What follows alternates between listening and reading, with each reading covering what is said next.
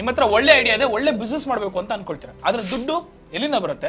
Mineral water bottle business ಮಾಡಬೇಕು ಅಂತ ಇಟ್ಕೋಣ, ಅದಕ್ಕೆ ಬೇಕಾಗಿರುವಂತ ಬಾಟ್ಲಿಂಗ್ ಮಿಷಿನ್ ಆಗಿರ್ಬೋದು, ವಾಟರ್ ಪ್ಯೂರಿಫೈರ್ ಆಗಿರ್ಬೋದು, ಅಥವಾ ಪ್ಯಾಕಿಂಗ್ ಆಗಿರ್ಬೋದು, ಇದೆಲ್ಲದಕ್ಕೂ ಮಿಷಿನ್ಸ್ ಬೇಕಾಗುತ್ತೆ. ಅದಕ್ಕಿಂತ ಮುಖ್ಯವಾಗಿ ಇದಕ್ಕೆಲ್ಲದಕ್ಕೂ ದುಡ್ಡು ಬೇಕಾಗುತ್ತೆ. ಎಲ್ಲಿಂದ ಬರುತ್ತೆ ದುಡ್ಡು? ಮೊದಲನೇದಾಗಿ ಬರುತ್ತೆ ಡೆಡ್. ವಾಟ್ ಈಸ್ ಡೆಡ್ ಅಂತ ಕೇಳೋದಾಯ್ತು ಅಂದ್ರೆ, ನಿಮ್ಮ ಒಂದು ಬಿಸ್ನೆಸ್ ನ ಇಟ್ಕೊಂಡು ಬ್ಯಾಂಕ್ ಅಲ್ಲಿ ಅಥವಾ ಗೌರ್ಮೆಂಟ್ ಅಲ್ಲಿ ಯಾವುದೇ ಲೋನ್ ತಗೊಳ್ತಿರಲ್ಲ, ದಿಸ್ ಇಸ್ ಕಾಲ್ಡ್ ಡೆಡ್. ಆದ್ರೆ ಈ ಡೆಡ್ ಅಲ್ಲಿ ಒಂದು ಮುಖ್ಯವಾಗಿ ಏನಂತ ಅಬ್ಸರ್ವ್ ಮಾಡ್ಬೇಕಂದ್ರೆ, ನೀವು ಇದಕ್ಕೆ ಇಂಟ್ರೆಸ್ಟ್ ಪ್ಲಸ್ ಪ್ರಿನ್ಸಿಪಲ್ ಎರಡೂ ಪೇ ಮಾಡ್ತಿರ್ಬೇಕಾಗುತ್ತೆ. ಸೆಕೆಂಡ್ ವಿಷಯ ಏನು ಅಂತಂದ್ರೆ, ಇದರಲ್ಲಿ ಕೂಡ ಈಕ್ವಿಟಿ ಅಂತ ಒಂದಿರುತ್ತೆ. ನಿಮ್ಮ ಒಂದು ಬಿಸ್ನೆಸ್ ಸ್ಟ್ರಕ್ಚರ್ ನೋಡ್ಕೊಂಡು ನಿಮ್ಮ ಹತ್ರ ಒಂದು ಸ್ವಲ್ಪ ದುಡ್ಡಿದ್ದು ಇನ್ವೆಸ್ಟ್ ಯಾರು ಸಿಕ್ಕಿ ನಿಮ್ಮ ಒಂದು ಕಂಪನಿಗೆ ಇನ್ವೆಸ್ಟ್ ಮಾಡಿದ್ರೆ ಒಂದು ಪರ್ಸೆಂಟೇಜ್ ಆಫ್ ಅಂತ ಇಟ್ಕೊಳ್ತಾರೆ ಸ್ಟೇಕ್. For example 10%, 20%, 30%.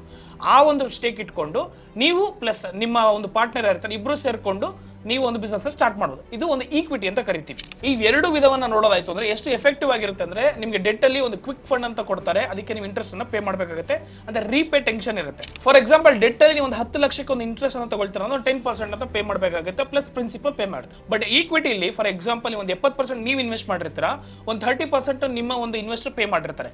ಇದಕ್ಕೆ ಒಂದು 10% ಸ್ಟೇಕ್ ಅಂತ ಇಟ್ಕೋಣ. ಆದ್ರೆ ಈ 10% ಬಂದು ನೀವು ಇಂಟ್ರೆಸ್ಟ್ ಪೇ ಮಾಡೋದಲ್ಲ, ಒಂದು ಪ್ರಾಫಿಟ್ ಏನ್ ಬರುತ್ತೆ ಆ ಒಂದು 10% ನೀವು ನಿಮ್ಮ ಇನ್ನೊಂದು ಇನ್ವೆಸ್ಟ್ ಏನ್ ಮಾಡಿರ್ತಾರೆ, ಈಕ್ವಿಟಿ ತಗೊಂಡಿರ್ತಾರಲ್ಲ ಒಂದು 30% ಅವ್ರಿಗೆ ಪೇ ಮಾಡಬೇಕಾಗುತ್ತೆ. Boss Vala, B the boss.